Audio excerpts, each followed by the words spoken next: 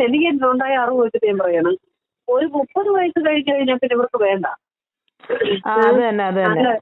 ചില വേഷങ്ങൾക്ക് ഒരു 30 വയസ്സ് കഴിഞ്ഞാൽ, ഒരു 35 വയസ്സ് കഴിഞ്ഞ് കഴിഞ്ഞാൽ ഇവർക്ക് ആവശ്യമില്ല. ഇവർക്കെല്ലാം പരമാവധി ഒരു 8 വയസ്സായാൽ കൊള്ളാമെന്നുള്ള ചിന്തയിലാണ് ഇവരെല്ലാവരും. ഈ ബാലചന്ദ്രമേനോന്റെ ഒക്കെ കാര്യം പറഞ്ഞാൽ വളരെ കറക്റ്റാണ്. ഞാനും എന്റെ ചേച്ചി കൂടെ ഒരു പ്രാവശ്യം ഒരു സീരിയൽ എടുക്കുന്നു പറഞ്ഞ് ഞാൻ ഡയറക്ടറുടെ നമ്പറുമായിട്ട് വിളിച്ചിട്ട് പുള്ളിയെ കാണാൻ ചെന്നതാണ്.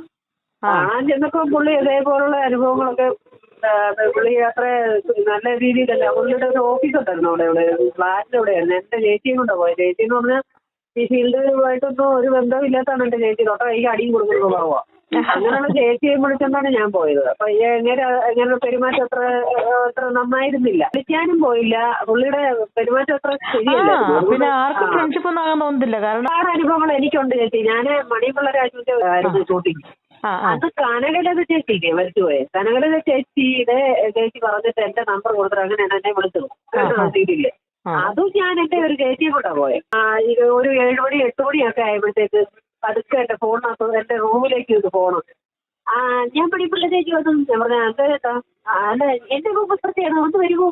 ഞാൻ പറഞ്ഞേ. അപ്പൊ എന്റെ ചേച്ചി എന്റെ റൂമിനകത്ത് അവളെ ഈ ബൈബിളും കൊണ്ടൊക്കെ നടക്കുന്ന അവള് ബൈബിള് പുറത്ത് വെച്ച് പ്രാർത്ഥിച്ചോണ്ടിരിക്കുക. അപ്പൊ അവളിങ്ങനെ മുഖം ഉയർത്തി എന്നെ നോക്കി. ലൊക്കേഷൻ പോയി 10-12 കിലോമീറ്റർ ദൂരെയായിരുന്നു. അവിടെ ചെന്നപ്പോ മണിയമ്പിള്ള രാജു ഒരു മരത്തിന്റെ ചോട്ടി ഇരിപ്പുണ്ട്. ഞാൻ ചെന്ന് അപ്പൊ ഞാന് ചെന്നിട്ട് ഞാൻ പറഞ്ഞു, എന്താണ്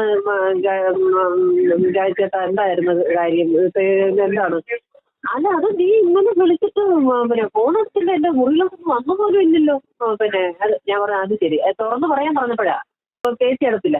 അതങ്ങനെ കൂടെ വന്നത്. ഞാൻ പറഞ്ഞു എന്റെ ചേച്ചി. അല്ല നീ വന്നൊന്നും ഇല്ലല്ലോ, പിന്നെ എങ്ങനെയാ ശരിയാവുന്നത്? അതുകൊണ്ടാ ഞാൻ പറഞ്ഞ തുറന്നില്ലായിരുന്നു. അങ്ങനെ ഞാനും എന്റെ ചേച്ചിയും കൂടെ കാറ് വീട്ടിൽ നിന്ന് നേരെ എന്നിട്ട് ഇപ്പൊ മണിപ്പുള്ള രാജുവിന്റെ വിചാരം ഞാനിങ്ങനെ തിരിച്ചു വരുമെന്ന് മനസ്സിലായി. ചേച്ചിയെ വിട്ടിട്ട് ഒറ്റയ്ക്ക് എങ്ങനെ ചെല്ലുമെന്ന് വിചാരിച്ചു.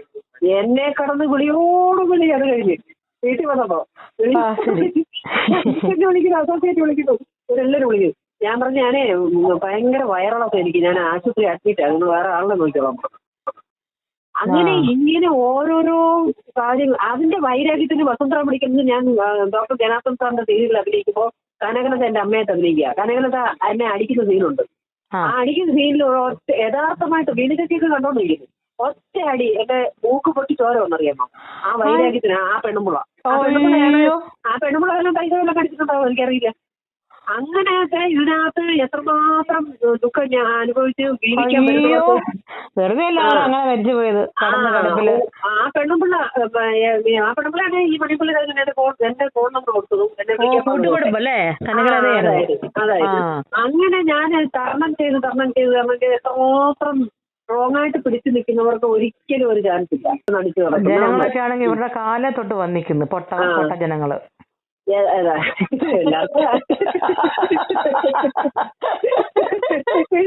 അത് തന്നെ ഭയങ്കര വണ്ടീര. എന്തായാലും ദൈവം എന്ന് പറയുന്നത് വീട്ടിലിരിക്കുന്ന നമ്മളെ പോലെ ഉള്ളവര് ദൈവത്തിന് സത്യം പറഞ്ഞാൽ എനിക്ക് ഏറ്റവും ബഹുമാനമേ ഉള്ളൂ. ഉള്ള കാര്യം വെറും 13 വയസ്സ് മാത്രം മതി എന്ന് പറഞ്ഞ് ചിന്തിച്ച് വരുന്നവരെ വെടിവെച്ച് കൊല്ലണവനെയൊക്കെ വെടിവെച്ച് കൊന്നിട്ട് പാമ്പിനെ അങ്ങോട്ട് കടിപ്പിക്കണം. അതെ ഈ സീരിയലിൽ പോകാറുണ്ട്. സീരിയല് മൊത്തമല്ലേ, സിനിമ മാത്രമല്ല സീരിയലിൽ കാര്യം അമങ്ങിയിരിക്കുക, പേടിച്ചിരിക്കുന്നത്. ഓരോരുത്തരും ഓരോരുത്തരിക്കാണ് ഭയങ്കര സീന. ഭയങ്കര ലോക പതിവ്രതന്മാരും പതിവ്രതകളും. അതെ അതെ. ബീനാന്റിയുടെ കെട്ടിയ എനിക്കെതിരെ ഒരു വീഡിയോ ഇട്ടിട്ടുണ്ടായിരുന്നു. ഞാൻ തിരിച്ചിട്ടു. ബീനാന്റണി ആരാന്ന് നമുക്ക് അതൊരു രഹസ്യമായ പരസ്യമാണല്ലോ. ഞാൻ അങ്ങനെ 5000 പേർക്ക് അഞ്ചപ്പം കൊണ്ട് 5000 പേർക്ക് കൊടുത്ത അഞ്ചപ്പം കൊണ്ട് 5000 പേർക്ക് വരെ തൃപ്തിപ്പെടുത്തിയതാണ് എ സി കുറിപ്പ്. അതെ അല്ലേ? അതെ അതെ. ബാക്കി ഞാൻ പറയുന്നല്ലോ, ഊഹിച്ചോ.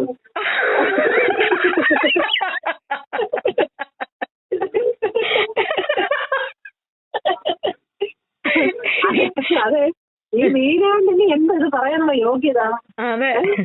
എന്തൊരു കാന്താമൃഗത്തിന്റെ തൊലിക്കട്ടി പിന്നെ ഭയങ്കര തൊലിക്കട്ടിയാ.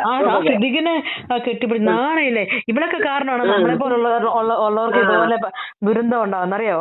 ഇവരിങ്ങനെ വളരെ പബ്ലിക്കായിട്ട് ചെയ്യുമ്പോ ഇവരുടെ വിചാരം എന്നറിയോ, സീനിയർ അവളൊക്കെ ചെയ്യുമ്പോ നിനക്കൊക്കെ എന്താണ് ചെയ്താല് മനസ്സിലായോ. ഇവളൊക്കെ ഇങ്ങനെ പബ്ലിക്കായിട്ട് നിന്നും കെട്ടിപ്പിടിച്ചു എല്ലാം കൊളവാക്കിയിട്ടിരിക്കുക സിനിമ ഫീൽഡ്. ഒരു സീരിയല് എന്റെ ഈ പ്രതിസന്ധികളും ഈ അപ്പൊ തീർച്ചയായിട്ടും ആൾക്ക് ഒരുപാട് പേർക്ക് പറയാനുള്ള ഒരുപാട് ദുഃഖങ്ങൾ ഈ ലോകത്ത് ഇന്ന് വരേക്കും ഒരുപാട് പെണ്ണുങ്ങൾ അനുഭവിച്ച എന്താ പറയാ വിഷമങ്ങളും മനസ്സിൽ കൊണ്ട് നടന്ന ഇവന്മാരുടെ ഈ അതിക്രമങ്ങളും. അതായത് വേറൊന്നുമല്ല, ഇച്ചിരി ഒരു 30 വയസ്സ് കഴിഞ്ഞു കഴിഞ്ഞാൽ പിന്നെ ഇവർക്ക് അതിന് പോലും വേണ്ട. ഇവർക്ക് പിന്നെ 13 വയസ്സോ 8 വയസ്സോ നോട്ടോ, മനസ്സിലായോ. അതേപേരം വെളിയിലുള്ള പിന്നെ ഇംഗ്ലീഷ് പടങ്ങൾ കണ്ടു നോക്കും. എന്നുവെച്ചാൽ ഇവന്റെ ഭാര്യയെ ഈ മറ്റേ ചന്ദ്രനിൽ നിന്ന് നൂലിൽ കെട്ടി ഇറക്കിയതാണ് അഭിനയിക്കാൻ വേണ്ടി മാത്രമായിട്ട്. ഒന്ന് ആലോചിച്ച് നോക്കിയേ, അവന് ഈ മറ്റുള്ള സ്ത്രീകളുടെ വേദന എന്താന്ന് അവൻ അറിയത്തില്ല ശരിക്കും. ഇവനെയൊക്കെ ഈ ഇൻഡസ്ട്രിയിൽ നിന്ന് ചവിട്ടി വെളിയിൽ ഇവൻ വെറും ഭാര്യയുടെ ഇതായിട്ട് പൊയ്ക്കൊണ്ടിരുന്നതാണ്. സിദ്ദിഖിനെ കെട്ടിപ്പിടിച്ചുകൊണ്ട് നിന്ന അതൊന്നും ശരിയായ നടപടിയല്ല. അതൊന്നും എന്താ പറയുക, ഇനി എത്ര അടുപ്പമുള്ള ഒരു ഇതാണ് എങ്കിൽ പോലും അത്തരം ചില നിലപാടുകളൊക്കെ പബ്ലിക്കിനെ കാണിക്കാൻ വേണ്ടി